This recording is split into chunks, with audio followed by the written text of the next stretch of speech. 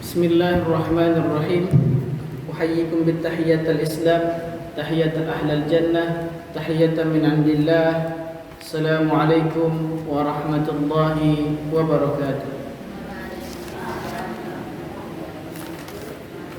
Alhamdulillah wa kafa, wassalatu wassalamu ala rasulillahil mustafa wa ala alihi wa ashabihi ahlas sidqi wal wafa.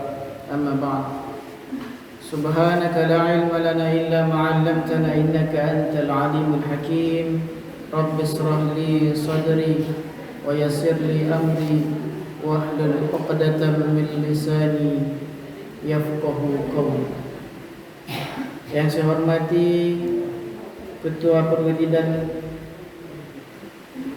ibu-ibu Musallah Nasirun, yang saya hormati para guru kami, para orang tua kami yang besar yang tak bisa dibogar, yang kecil tak tersebutkan nama, tapi insyaallah kita semua dirahmati oleh Allah Subhanahu wa taala.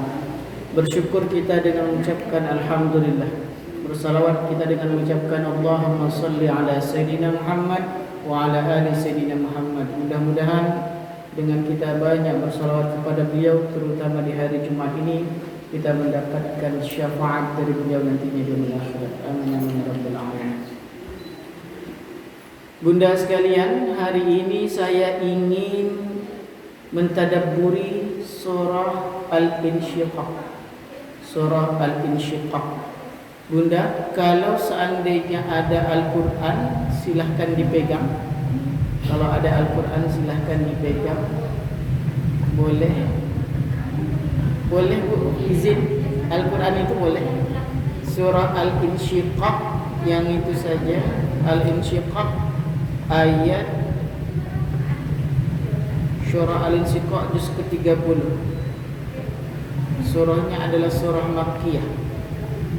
Jadi kalau ada yang bawa handphone, ada yang membawa Al-Quran, silahkan dibuka Al-Qurannya, surah Al-Insyiqaq. Hari ini kita ingin mentadabburi tentang surah Al-Insyiqaq.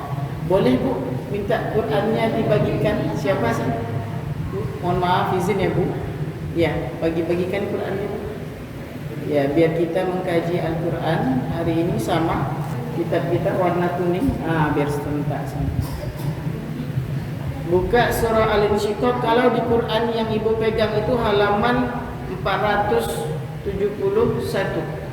Surah Al-Insyiqaq.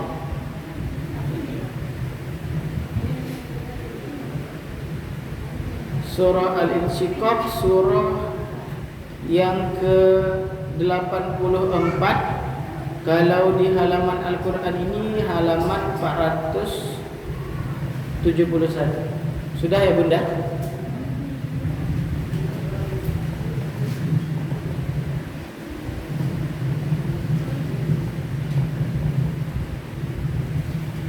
Baik.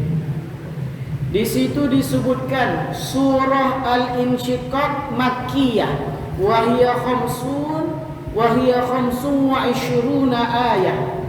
Surah Al-Insyiqaq ini adalah surah Makkiyah. Surah Makkiyah adalah surah yang diturunkan oleh Allah di kota Makkah secara tempat, atau dalam maksud yang lain, kalau kita zaman, kalau kita mengambilnya dari segi zaman, maka surah Makkiyah berarti surah yang diturunkan oleh Allah sebelum Nabi Muhammad SAW hijrah ke kota Madinah. Surah Makkiyah ini juga biasanya diawali dengan kata ya ayyuhan nas, wahai manusia. Rata-rata surah Makkiyah ini, umumnya surah Makkiyah ini, dan setiap surah yang kita dengar kata-katanya ya ayyuhan nas, berarti surahnya adalah surah Makkiyah. Surah Makkiyah ini kalau dari segi matan, dari segi isi, surah Makkiyah ini biasanya membahas tentang kisah-kisah umat terdahulu, tentang kisah-kisah umat terdahulu, tentang cerita para nabi. Itulah surah Makkiyah. Nah, surah Makkiyah ini ada surah selain surah Makkiyah disebut dengan Madaniyah. Surah Madaniyah ini adalah surah yang turun di kota Makkah di kota Madinah secara tempat. Kalau secara waktu dia turun setelah Nabi Muhammad hijrah. Biasanya surah ini diawali dengan kata-kata ya ayyuhalladzina amanu. Itu dia. Kalau ya ayyuhalladzina amanu berarti dia Madaniyah. Kalau dia diawali ya ayyuhan nas berarti dia surahnya adalah surah Makkiyah. Secara matan, secara isi, surah Madaniyah ini berisi tentang al-hudud. Kemudian bercerita tentang syariat. Di situ ketentuan-ketentuan dan hukum-hukum Allah. Itulah isi daripada surah Madaniyah. Isinya muamalah. Berisi tentang hukum-hukum, batasan-batasan, tentang syariat-syariat Allah. Makanya awal mula Islam itu di kota Makkah biasanya Al-Quran itu turun. Umumnya Al-Quran itu diturunkan untuk menguatkan iman orang-orang yang beriman, dan untuk juga membuat kabar kepada orang-orang kafir bahwa hari akhirat itu ada. Al-Insyiqaq ini adalah surah yang Allah turunkan untuk membantah orang-orang kafir Quraisy yang mengatakan bahwa hari kiamat itu tidak ada. Maka surah Makkiyah ini Allah turunkan agar memperkuat iman seorang muslim, seorang mukmin, dan agar membantah berbagai macam argumentasi orang-orang kafir Quraisy yang mengatakan bahwa akhirat itu hanya dongeng orang-orang terdahulu. Tapi Al-Quran katakan, Allah mengatakan dalam surah Al-Insyiqaq ini. Al-Insyiqaq ini pernah Rasulullah mengatakan, kalau seandainya kamu ingin merasakan dan melihat nyatanya hari kebangkitan, nyatanya hari kiamat, maka bacalah 3 surat. Pertama, At-Takwir, idza syamsu kuwirat. Kemudian Al-Infitar, idza sama'u fatarat. Kemudian Al-Insyiqaq, idza sama'u syaqqat. Maka kalau ibunda mau merasakan datangnya hari akhirat, mau merasakan dahsyatnya hari kebangkitan, maka bacalah 3 surat ini. At-Takwir, kemudian Al-Infitar, yang ketiga adalah Al-Insyiqaq. Maka kata Rasulullah, kamu akan melihat hari akhirat itu ainul yaqin, seakan-akan dia ada. Pernah terasa, Bu? Pernah enggak? Hah? Belum? Mungkin karena belum ngerti. Wajar. Maka seorang sahabat Nabi bernama Abu Hurairah radhiyallahu anhu, setiap membaca surah ini beliau sujud. Saking dahsyatnya surah Al-Insyiqaq. Al-Insyiqaq. Apa artinya Al-Insyiqaq? Al-Insyiqaq artinya adalah terbelah. Apa yang terbelah? Kita bahas hari ini. Kata Allah Subhanahu wa taala, Bismillahirrahmanirrahim. Idza as-samaa'u syaqqat wa adinat li rabbiha wa huqqat. Idza as-samaa'u syaqqat, ketika langit itu terbelah. Coba saya tanya Bu, Ibu lihat langit? Lihat langit. Kalau Ibu pulang kampung lihat langit enggak? Kalau Ibu ke pelabuhan kemudian naik ke laut, lihat langit enggak? Kalau pergi ke gunung lihat langit enggak? Bukit lihat langit juga. Kalau seandainya kita pergi ke Arab, lihat langit enggak? Kemanapun kita pergi kita lihat langit. Berarti langit itu besar, luas. Coba saya tanya, apa yang ada di langit itu? Ada awan. Terus ada bintang, ada matahari, ada planet-planet, banyak ya Bu ya. Berarti bumi pun sebenarnya berada di langit. Kalau kita lihat tata surya, kita lihat isi daripada galaksi Bima Sakti itu, ada matahari, ada planet Mars, ada planet Venus, ada planet bumi, ada Neptunus, ada Jupiter, ada Sagittarius, ada Pluto yang sudah dihilangkan sekarang. Semua itu, Waalaikumsalam, semua itu masuk dalam bumi. Semuanya berada di semuanya berada di langit, dalam lingkaran langit. Artinya langit ini luas, besar. Dimanapun kita berada, kita memandanglah langit. Sekarang saya tanya Bu, langit itu ada tiangnya enggak? Allah ciptakan tanpa tiang. Kalau seandainya musola ini tak ada tiang, kira-kira roboh enggak Bu? Kalau langit Allah ciptakan tanpa tiang, roboh enggak dia? Artinya langit itu luas, besar dan kokoh. Padahal Allah ciptakan tanpa tiang. Itulah dahsyatnya Allah.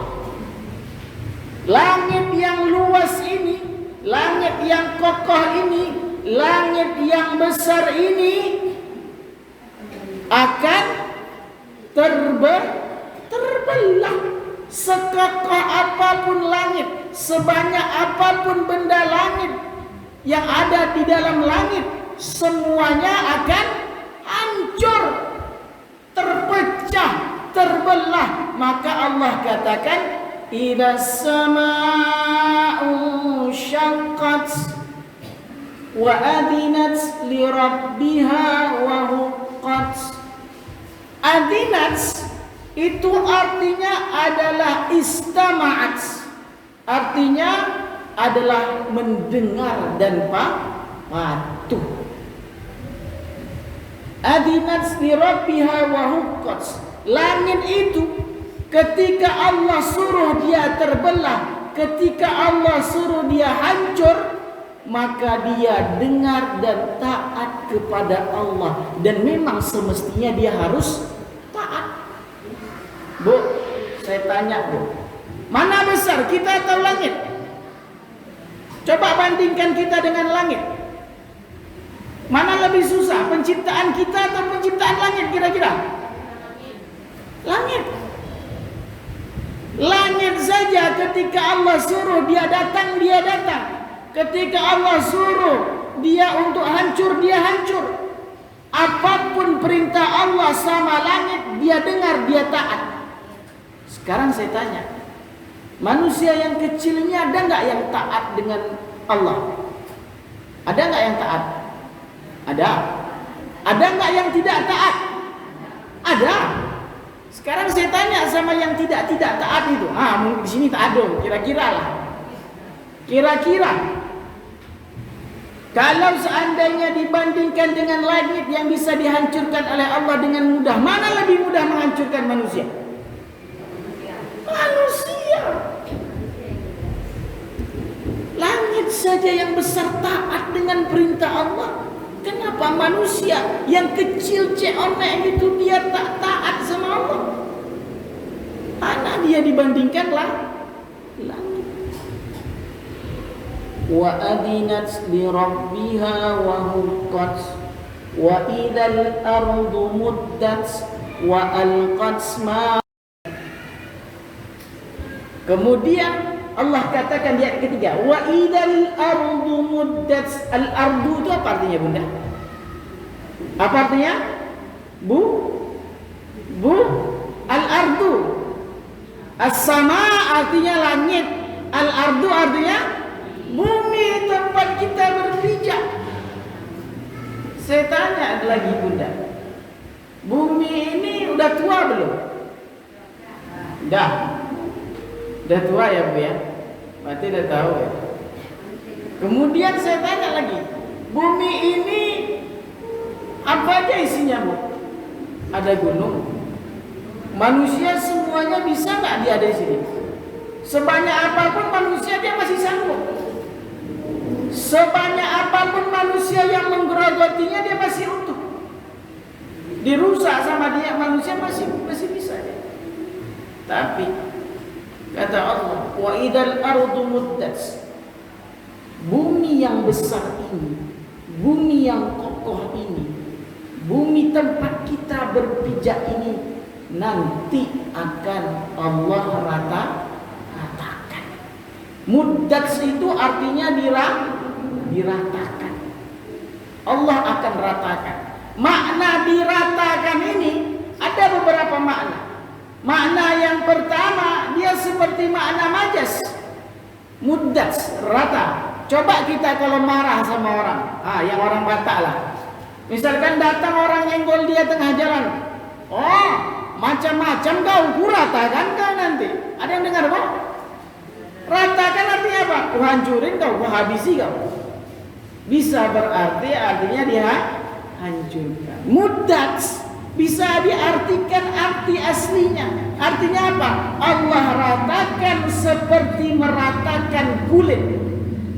Ibu lihat, kalau kulit kambing dia mau dimuluskan, dia diratakan, diasah pakai apa, Bu? Pakai pisau ya kan? Semuanya tuh sampai bersih. Begitulah bumi ini nanti rata. Gunungnya itu tak ada, bukitnya itu tak ada, lembahnya itu tak ada. Semuanya rata, semuanya sama. Tapi bumi Allah hancurkan dulu, kemudian Allah ganti dengan bumi yang rata, yakni padang mahsyar. Nantinya padang mahsyar itu bumi itu tidak bulat lagi seperti hari ini. Bumi itu syakluhu seperti apa? Seperti bola. Tapi nanti ketika padang mahsyar Allah buat dia datang. Wa adinat wa idal ardu muddat wa alqat ma fiha wa takhallat. Kemudian Allah keluarkan isinya daripada bumi tersebut sampai kosong. Apa isi bumi, Bunda? Ada lahar. Semua isi lahar itu Allah keluarkan. Semua isinya, ada besi Allah keluarkan, ada minyak Allah keluarkan, ada tulang-tulang Allah keluarkan. Bu, pernah lihat gunung berapi mengeluarkan lahar, Bu? Pernah? Dahsyat nggak, Bu? Dahsyat. Itu berapa gunung yang keluar, Bu? Laharnya satu. Itu pun belum semuanya. Ngeri nggak, Bu? Bagaimana kalau seandainya semua gunung itu Allah keluarkan isinya? Serentak semuanya. Kayak mana bentuknya? Pasti semua orang kalang kabut. Coba saya katakan, Bu. Lihat gempa di Turki, Bu. Lihat pernah gempa di Palu, di Cianjur. Kemudian pernah lihat di Padang juga. Kita sampai merasakan ketika Allah guncang sedikit bumi, apa yang kita lakukan?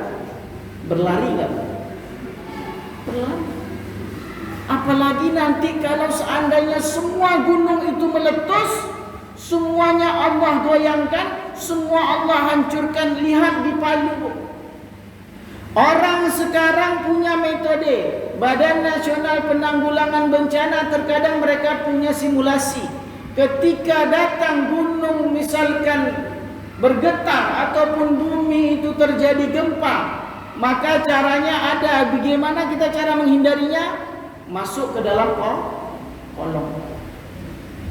Kalau ada gempa, jangan panik. Kalau kita berada dalam satu tempat, satu gedung, masuklah ke dalam kolong daripada meja.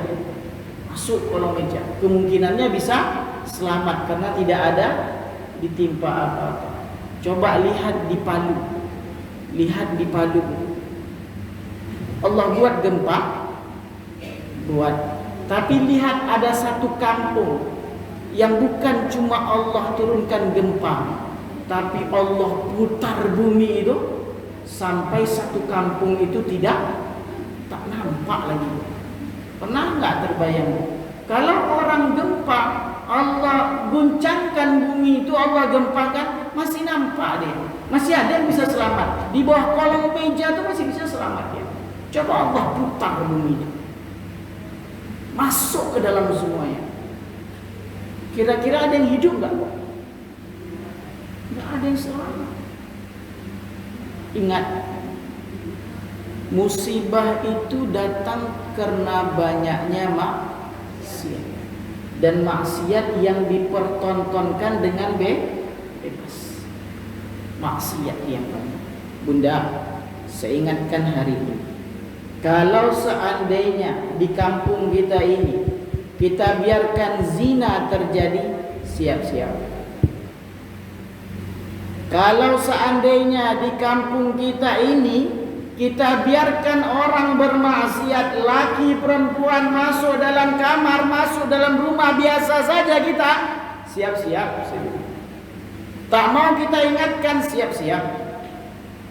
Kalau seandainya maaf kata ada laki-laki sama laki-laki, suka sama suka, satu agak bencong gitu, satu biasa saja, kita biarkan, siap-siap.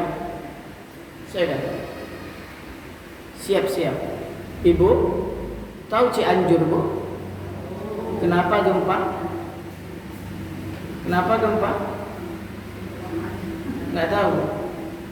LGBT di sana dibiarkan. Ustadz, Turki itu negara Islam, kok bisa kena gempa? Ibu silahkan tanya anak-anak yang sekolah di Turki. Kawan-kawan kami yang sekolah di Turki itu mereka cerita, Bu, Turki itu memang Erdogan itu Islam, betul. Dan Erdogan itu berusaha agar umat Islam di Turki itu menjalani syariat Islam. Tapi ingat, dasar negara Turki itu apa? Apa, Bu? Tahu dasar negara Turki itu? Sekuler. Peninggalan Kemal Atatürk yang menjatuhkan Turki Utsmani itu belum hilang. Jadi, Bu, muda-mudi pacaran di taman, ciuman, dibiarkan aja. Ada orang yang ingatkan, ada orang yang negur dia, ditegurnya di situ. Jangan sini kalian, tahu kalian itu salah. Ditegur, cobalah tegur. Dikadunya polisi, ditangkap, hanya menegur. Ditangkap, cuma negur, belum pukul. Allahu Akbar. Saking sekulernya, saking sekuler, maka Allah ingatkan, sesoleh apapun orang yang ada di sana, misalkan satu kampung, dalam satu kampung itu ada orang yang rajin sholat, ada rajin tahajud, ada rajin puasa, tapi ada juga yang rajin maksiat, dibiarkan gitu saja, siap-siaplah Allah timpakan gempa dan bala, bencana. Allah itu kadang murah hati, tak mau ngasih gempa itu kenapa? Karena Allah lihat ada kambing yang kehausan, Allah lihat ada anak bayi yang baru lahir, kemudian Allah lihat ada orang tua yang tahajud.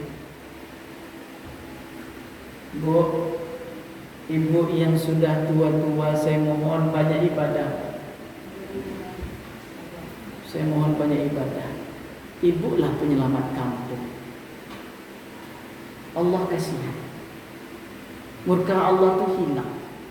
Rahmat Allah yang ada buat orang-orang tua yang beribadah kepada Allah di tengah malam.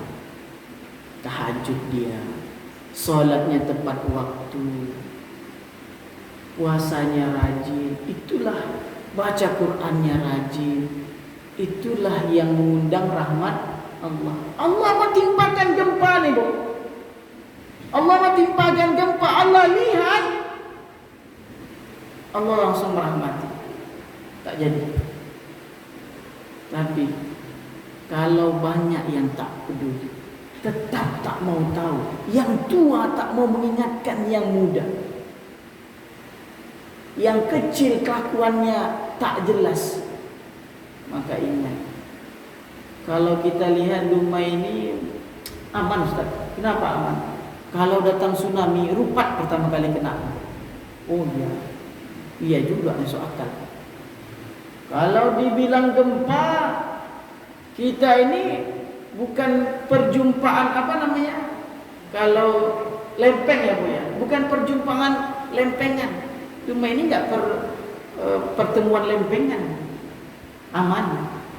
Amanlah situ. Emang cara Allah membuat bencana itu cuma dengan cara tsunami dan gempa? Banyak cara Allah. Bumi kita nih, bumi Dumai, bumi Duri, bumi Riau ini jadi sedot dah minyaknya. Hah? Apa Bu? Tenggelam ke dalam, habis gitu. Diganti baru sama air.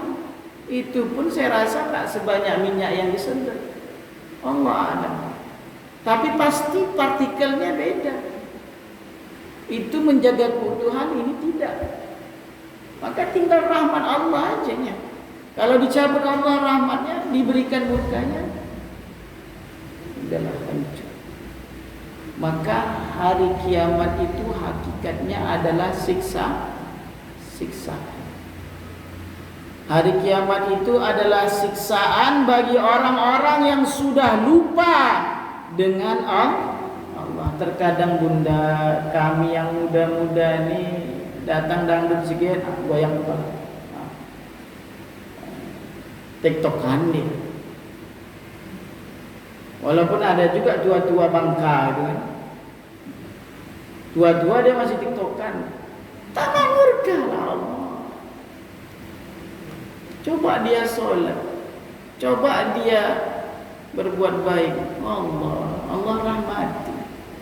Maka rumusnya adalah orang-orang tua kami yang rajin ibadah, itulah pembawa rahmat untuk kami. Maka saya pribadi mohon bunda, semakin taatlah sama Allah, semakin kuatlah beribadah sama Allah, agar Allah jaga bumi kita ini. Amin. Wa adinat li rabbiha wa huqqat. Wa adinat li rabbiha wa huqqat. Yang pertama itu untuk langit. Adinat li rabbiha wa huqqat. Yang kedua adalah untuk bumi. Maka bumi yang kokoh ini, tempat banyak manusia berpijak ini, dia pasti akan hancur. Kenapa? Karena dia taat mendengar perintah Allah. Hancur kau, kata Allah. Selain seperti itulah, hancur dia karena perintah Allah. Dan semestinya bumi itu taat. Bumi ini mudah Allah hancurkan, Allah gempakan. Maka lebih mudah lagi Allah hancurkan kita. Lantas kenapa kita tidak taat? Bumi yang besar saja taat, langit yang luas dan kokoh saja taat. Manusia lemah ini kok sombong? Apa yang disombongkan? Badan kecil onek, umur paling lama 60-70. Kalau sudah agak tua, tak punya tenaga. Waktu muda petantang petenteng ke sana kemari. macam dia orang paling kuat, macam dia orang paling hebat, padahal dia itu lemah. Masih mudah bagi Allah hancurkan langit dan bumi. Masih mudah Allah menciptakan langit dan bumi, dan mudah juga bagi Allah untuk menghancurkannya. Apalagi manusia, lebih mudah. Tak ada yang susah bagi Allah. Maka hati-hati. Kemudian Allah katakan dalam surah yang ke-6, Ya ayyuhal insanu innaka kadihun ila rabbika kadhan famulaqih. Setiap Allah katakan ya ayyuhal insan dalam surah Makkiyah, itu umumnya berbicara tentang orang-orang kafir, orang-orang yang tak percaya dengan Allah, orang-orang yang ingkar sama Allah. Tapi khusus dalam surah Al-Insyiqaq ini, ya ayyuhal insan, wahai manusia, kata Allah, ini diperuntukkan untuk semua manusia, tak terkecuali orang yang kafir, tak terkecuali orang yang muslim. Jadi Bu, kalau dalam surah Makkiyah ada kata-kata ya ayyuhal insan, berarti untuk orang kafir. Tapi dalam surah ini khusus Allah katakan ya ayyuhal insan untuk semua manusia. Apa kata Allah?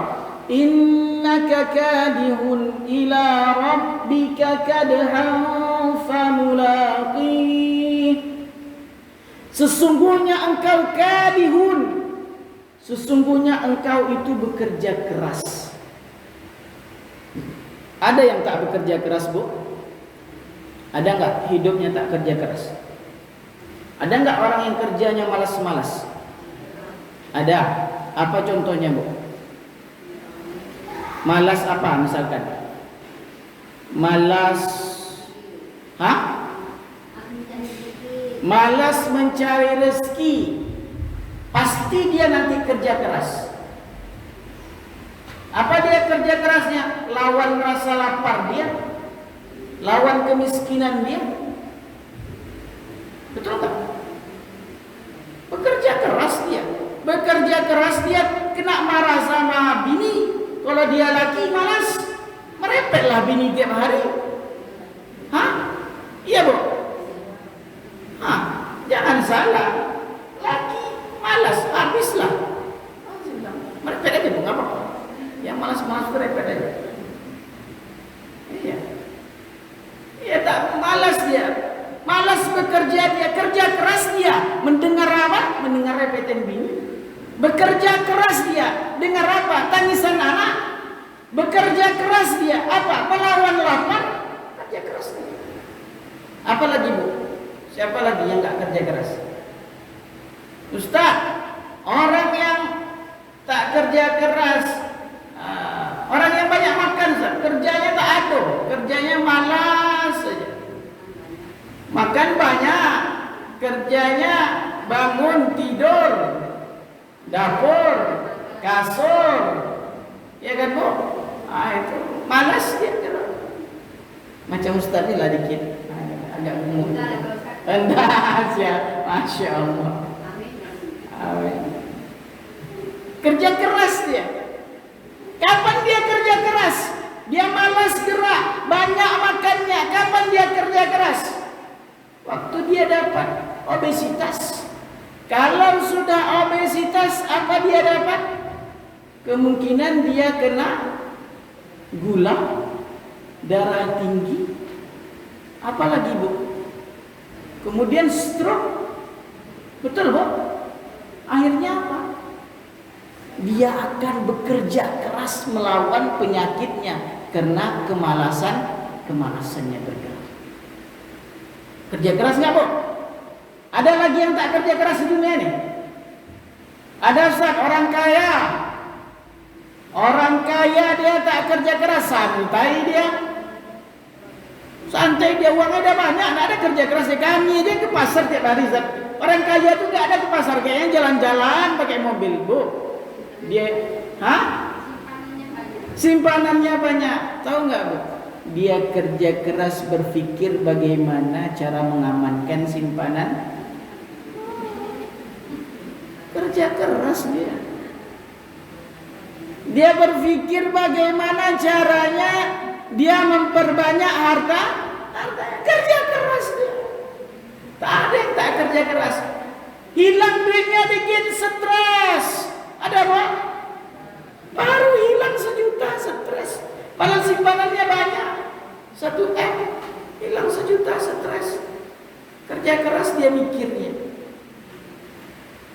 Karena hakikat kebahagiaan bukan di dunia. Maka Allah katakan innaka kadihun, kau pasti bekerja keras. Karena hakikatnya dunia bukan tempatnya berbahagia, tempatnya bekerja, tempatnya berbuat, tempatnya beramal, tempatnya menikmati hanya di akhirat. Paham Ibu? Jadi semua manusia itu pasti bekerja keras. Ada orang yang dia malas, tak mau sekolah dia. Malas Bu, tak mau sekolah dia. Kerja keras nggak dia nanti? Kerja keras dia nanti. Kawan kerja di kantor pakai AC, dia jadi kuli. Kawan sekali tanda tangan 10 juta. Dia pikul batu, dia pikul semen, dapat sehari 100.000. Berbulan-bulan dia kerja, macam kerja kawannya sekali tanda tangan. Iya, betul bro. Yang malas-malas itulah, rasakan. Tak ada. Pasti dia akan bekerja keras. Malas dia akan merasakan bekerja keras melawan akibat kemalasannya. Maka sayang orang yang malas-malas. Dia akan bekerja keras juga nanti. Malas makan, bekerja keras lawan mah. Ya Bu? Itu. Faham ya Bunda? Sudah 5:30. Tak terasa 45 menit, masih banyak ayatnya. Innaka kadihun ila rabbika kadhan famulaki. Sesungguhnya engkau bekerja keras dan engkau akan bertemu dengan Rabbmu, mendapatkan hasil daripada kerja keras. Itu artinya Bunda. Ada orang yang dia kerja keras berbuat baik, ada orang yang kerja keras maksiat, betul nggak Bu? Ada orang yang kerja keras bangun masjid, dia kerja keras bangun diskotek, dia kerja keras bangun karaoke, dia kerja keras bangun tempat judi. Orang kerja keras buat pesantren, rumah Quran, rumah zakat, rumah anak yatim. Dia kerja keras membuat tempat maksiat. Kerja keras dia. Ada orang dia kerja keras melangkahkan kaki mau ke masjid. Pagi-pagi, subuh-subuh, dingin-dingin dia bangun, dia ambil wudhu, capek-capek dia masih ngantuk, dia melangkahkan kaki ke musola, ke masjid, dia sholat. Kerja keras dia melawan rasa kantuknya. Ada orang yang dia kerja keras dia. Ngapa dia kerja keras? Kerja keras mimpi dia. Kerja keras mimpi dia. Subuh bermimpi, kerja keras. Kerja keras dia bermaksiat. Ada orang yang tengah malam dia bangun, dia tahajud. Ada orang dia tengah malam dia bangun, dia dugem. Ada nggak Bu? Ada. Ada orang yang dia tengah malam dia baca Al-Quran. Ada orang yang dia tengah malam dia main gaplek. Ada nggak? Kerja keras juga dia. Ada yang kerja kerasnya maksiat, ada yang kerja kerasnya berbuat baik, beramal soleh. Ingat, apapun kerjamu pasti pasti akan mendapatkan hasil. Apa kata Rasulullah? Jibril pernah berkata kepadaku, apa kata Jibril? Ya Muhammad, ish ma syi'ta fa innaka mayitun. Hai Muhammad, hiduplah sesukamu, sesungguhnya kau akan mati. Kau mau tak salat silakan, kau mau tak baca Al-Quran silakan, kau mau tak mau beribadah silakan, kau mau menjudi silakan, kau mau merampok silakan, kau mau mencuri silakan, terserahmu, sukamu. Ingat, kau pasti akan jadi mayat. Kau pasti akan mati. Wa ahbib ma syi'ta, cintailah sesukamu. Fa innaka mufariqun, kau pasti akan berpisah dengannya. Kau mau cinta dengan rumahmu, boleh, silahkan. Kau mau cinta dengan mobilmu, motormu, silahkan. Kau mau cinta dengan emasmu, kau mau cinta dengan perabotmu, kau mau cinta dengan depositomu, kau mau cinta dengan hartamu, terserah, silahkan. Kau mau cinta dengan suamimu, kau mau cinta dengan istrimu, kau mau cinta dengan anakmu, terserahmu. Kau mau selingkuh cinta orang lain, terserahmu. Ingat, fa innaka mufariquh, hartamu, mobilmu, rumahmu akan berpisah dengan wa'mal ma syi'ta, berbuatlah sesukamu. Fa innaka majziyun bih, sesungguhnya engkau akan diminta pertanggungjawaban akan itu, karena engkau akan bertemu dengan Rabb. Kau mau zina, ya wes, silakan. Sak sukamu, apa kok bahasa Jawanya? Sak ngarepmu gitu ya. Sak ngarepmu dewe. Serah. Mau main judi kalau sepanjang hari, mau tak pulang ke rumah, mau apa? Mau maksiat, mau zina, mau riba, mau mencuri, mau makan harta anak yatim, mau makan harta orang lain, mau menzalimi orang lain, terserah. Sakaremu, terserahmu, suka kaulah. Ingat, kau akan berjumpa dengan Rabb, kau akan bertemu dengan Tuhan. Kau bertemu dengan Tuhan bukan sekedar pertemuan biasa. Pertemuan itu adalah pertemuan pengadilan Allah pasti akan mengadili. Maka kata Allah, wa fa amma man utiya kitabahu bi yamini fasawfa yuhasabu hisaban yasira.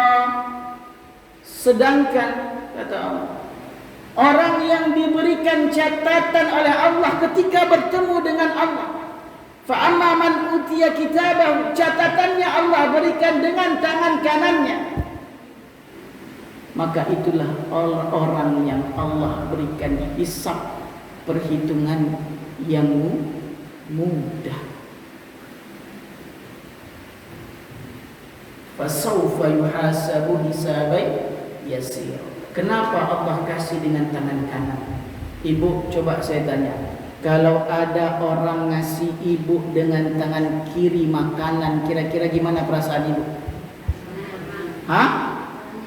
Kurang nyaman, kayak terhina kali gitu. Ada anak ibu kasih pakai tangan kanan, dia terima pakai tangan kiri, mana enggak ibu? Mana sopan santun kau? Itu bahasanya, tapi tak seperti itu. Mana sopan santun? Ya kan? Artinya apa? Orang yang Allah beri catatannya dan kemudian dia terima dengan tangan kanannya, berarti Allah muliakan dia. Fasawfa yuhasabu hisaban yasira. Itulah orang yang Allah hisab dengan mudah.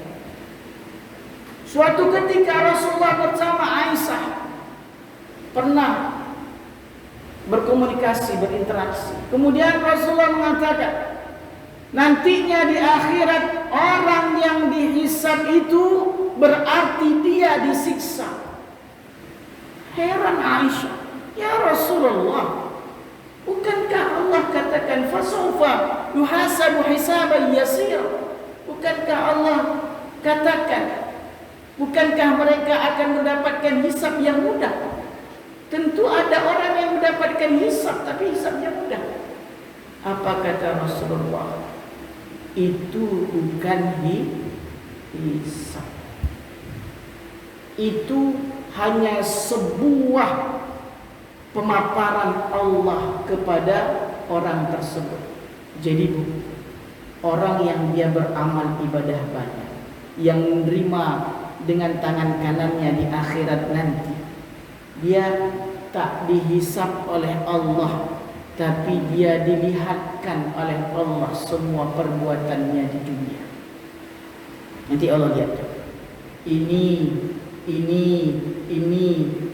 kayak Allah itu merekam semua kegiatan kita. Berapa lama yang menghisab itu, Bu? Berapa lama hari perhitungan Allah itu? Hari pengadilan Allah itu? Berapa, Bu? Saya pernah cerita kalau tak salah. 50.000 sana. Berapa tuh, Bu? 50.000 tahun.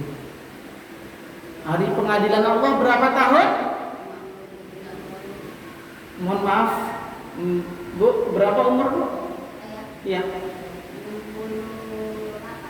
68. Ibu, kalau diadil 50.000 tahun, 68 itu kayak mana, Bu? Wallah, Masya Allah.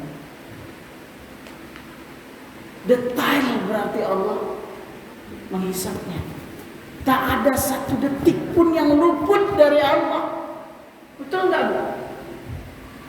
Semuanya untuk sekian menit aja diadili beberapa hari, dia dapat dapat keputusan hukuman mati. Banding lagi, stres dia. Apalagi manusia yang diminta pertanggungjawabannya dari mulai dia akil balik, diminta oleh Allah pertanggungjawabannya sampai dia meninggal dunia. Berapa banyak itu, berapa lama hisabnya? Makanya kata Rasulullah, orang yang didetailkan Allah perhitungannya, itulah orang kena azab. Detail perhitungan Allah. Kalau sudah detail, kena saking banyaknya maksiat, Allah lihat catatannya. Jam sekian dosa. Jam sekian nengok film ini Allah. Main TikTok, buka aurat. Kemudian Allah lihat semua catatannya. Detail Allah periksa. Makanya kalau seandainya bukan Allah yang mengadili manusia itu, maka takkan bisa sanggup siapapun kecuali Allah. Bayangkan, Bu, hari ini umat Islam aja ada berapa? 2 miliar. Umat manusia itu ada berapa?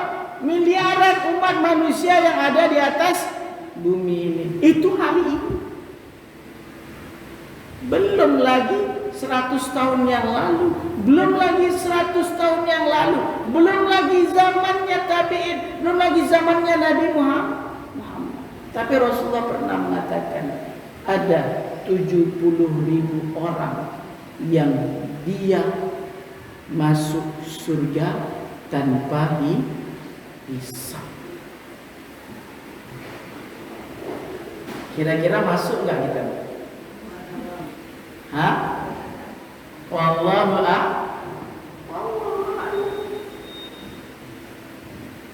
Udah lama ini.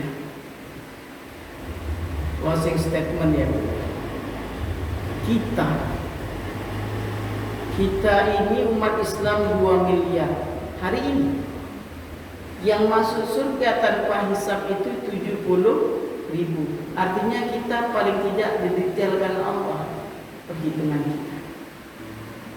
Berapa banyak sahabat Nabi, berapa banyak tabi'in, berapa banyak ulama di masanya Imam Malik, Imam Syafi'i, Imam Ahmad bin Hanbal, Imam Hanafi. Berapa banyak ulama setelahnya, berapa banyak sufi setelahnya. Masuk gak kita yang 70.000? Susah. Sholat kadang tinggal. Sekarang aja tobat. Dulu masih aja sama. Manusia ini ada masanya, masa maksiatnya bang. Maka hitung-hitunglah. Hitung-hitunglah amal kita. Kira-kira tempat kita di mana? Di surga kan atau di neraka? Nanti di akhirat bunda, ada orang yang dia dipaparkan oleh Allah, dia pemaksiat, tapi dia tobat. Ketika di hari pengadilan dia takut, saking takutnya dia nangis. Kemudian ketika dia diadili oleh Allah Subhanahu wa taala, Allah kasih hijab seperti sayap kepada dia. Tak ada yang melihat hari pengadilannya, karena dia sudah menutup aibnya dengan taubat. Kemudian Allah paparkan, kau pernah kayak gini? Kau pernah zina? Pernah Allah. Kau pernah maksiat? Pernah Allah. Kau pernah mabuk? Pernah Allah. Kau pernah mencuri? Pernah Allah. Tapi dia taubat.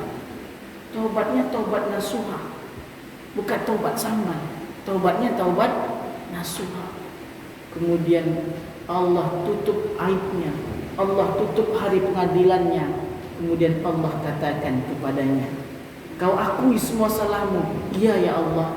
Maka hari ini aku terima taubatmu, karena rahmatku kau masuk ke dalam surga. Yang punya dosa dulu, tangisi, taubati dalam sholat malam kita. Mudah-mudahan Allah rahmati kita. Afa minkum astaghfikum jami'an. Yang benar datangnya dari Allah Subhanahu wa taala, yang salah datangnya dari diri saya sendiri. Kita tutup dengan doa kafaratul majlis. Subhanakallahumma bihamdika asyhadu an la ilaha anta astaghfiruka wa atubu ilaik. Afa minkum astaghfikum jami'an. Wabillahi taufiq wal hidayah wal ridha wal inayah. Wallahu muwaffiq ila aqwamit thoriq. Assalamu alaikum warahmatullahi wabarakatuh.